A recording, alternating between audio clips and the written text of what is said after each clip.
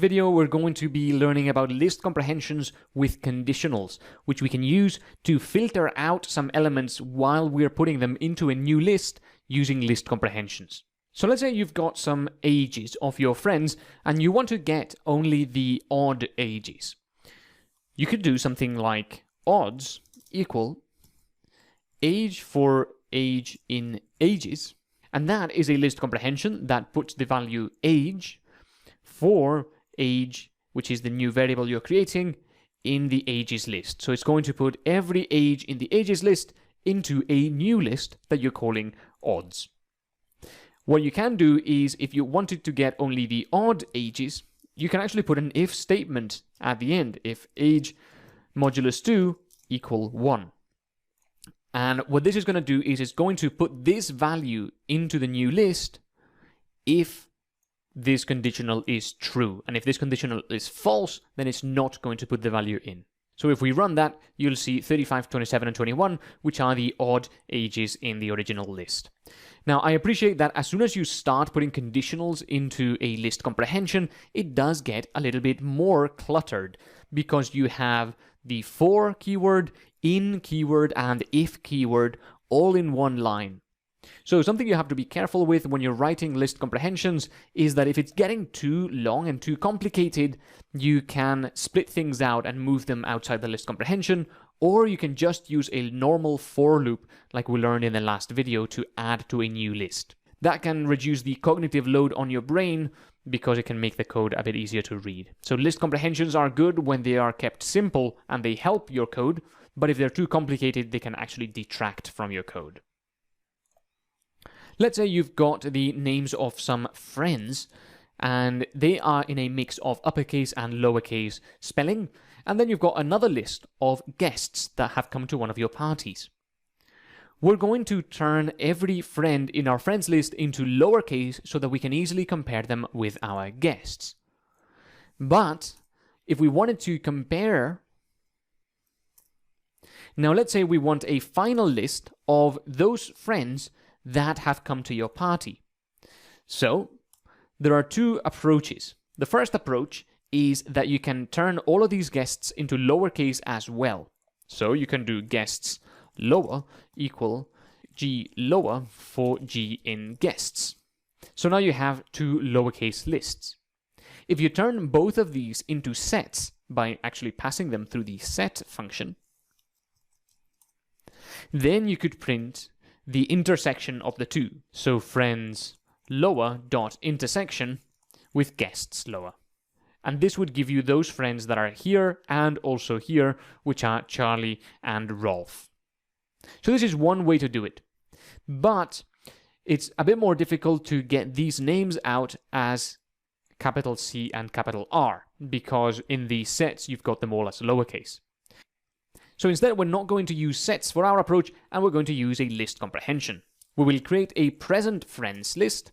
Because it's going to be a long list comprehension, I'm going to split it out into multiple lines. And you can do this, you can just put the square brackets in one line and in another, and in the middle you can write out your list comprehension.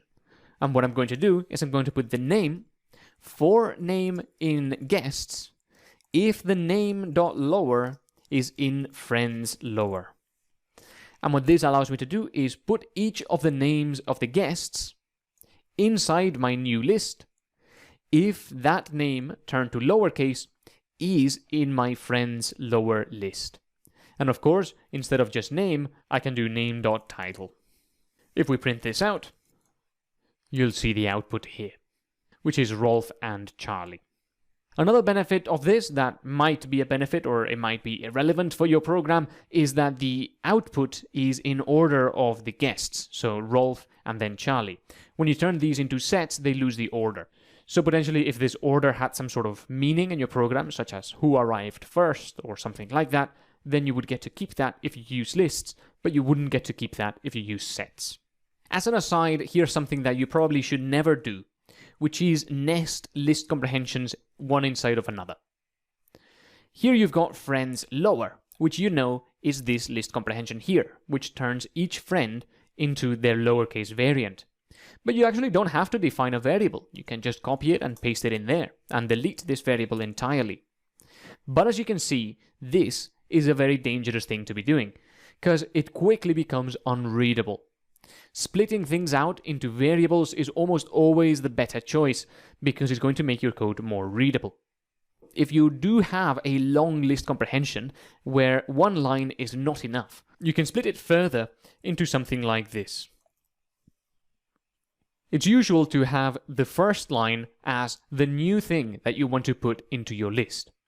The second line as the iteration over an existing iterable, like this list. And finally, the comprehension, if there is one. Splitting list comprehensions in this way can be helpful to make your code a bit more readable, but it is a sign that it is getting a bit too long. So it's almost always better to put this here into a separate variable and either keep it in 3 lines or put it back into 1 line. That's it for this video though. I just wanted to show you that you can put if statements inside a list comprehension where it makes sense. Don't overcomplicate things. Writing simple code is almost always better than writing complicated code. In this video, I wanted to tell you about set and dictionary comprehensions. In the last video, we had a look at this code, where we have our friends list and our guests list. And in order to compare them both, we tried to turn them both into lowercase, and then pass them through sets, so that we could then print the intersection. And we did friends lower.intersection guests lower. However, we can just use set comprehensions instead of list comprehensions and then pass it through the set function. Just like we can do list comprehensions by using square brackets and then putting the thing we want to put into the new list for the iterating variable in the iterable, we can just do this. Instead of creating a new list first and then making a set out of it, we can just create a set straight away, and that is going to be faster and also a bit more readable. Let's do the same down here. Now, one of the problems we had in the last video with doing something like this is we weren't able to output the names in capitalized format. So we always had the lowercase names at the end because that's what we used to sort of compare them. But actually we can create a final set comprehension that does this for us.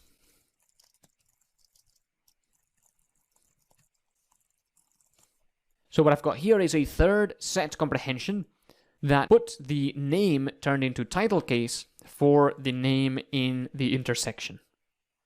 Of course, it is easier if you take this out and put it into another variable, just like that. If we run this, you'll see that the output is now what we wanted. Though it is a little bit longer, it does have the extra benefit of removing any duplicate friends if there were any. So if somebody was in this list twice, for example, for some reason, either due to an error or maybe they RSVP'd twice or something like that, then this would get rid of that. However, it could also have the problem of removing duplicate elements. So if 2 people have the same name, you could end up with only one of those people showing up in these sets. Either way, I wanted to tell you that you can do set comprehensions, which is the same thing as a list comprehension, but using curly braces instead of square brackets, and you end up with a set at the end of it. Let's say you've got a list of friend names and how long ago since you last saw them, and you want to create a dictionary out of these 2. What you can do is you can create something like a variable called long timers, and once again, using curly braces, just as we do with dictionaries, you can do friends I, times since seen I. And what this does is it accesses the ith element of the friends list. So for example, if I was 0, it would access friends 0, and that's Rolf, and it would associate with that this value here, which is times since seen 0, which would be 3. So you could end up with Rolf 3. Now, if you repeat this for every index, so 0, 1, 2, and 3, you'd end up with a dictionary of the elements which include all of these in these 2 lists. So you could do for I in range of the length of friends. And what this means is you are creating a new variable called I, and its values will range from 0, which is the start of the range function, up to the length of friends, which is 4. So it would go from 0 to 3 inclusive, and that would give you all of these. If we print this out and run it, you'll see what I mean. You get Rolf and 3, Bob and 7, Jen and 15, Anne and 11. One of the benefits of doing a list comprehension like this one is that if you were only interested in those people that you haven't seen for 5 days or more, you can of course put a conditional in here as we've seen. Something like that. So now you're only running this if the times since seen I, which would be the number that we're currently looking at, is greater than 5. So now you would only get Bob, Jen and Anne. Running this, you'll see that that is correct. So dictionary comprehension, which is this, works in exactly the same way as set comprehension in that you use the curly braces, but instead of putting a single value into the set comprehension, you put the key, colon, the value, just as we did with dictionaries before. Dictionary comprehension is used much less than other types of comprehension, but sometimes it can be really handy. So I just wanted to show it to you, tell you that it's possible, and maybe you'll encounter it in the future. Thank you for joining me in this video. I hope you've learned something, and I'll see you in the next one.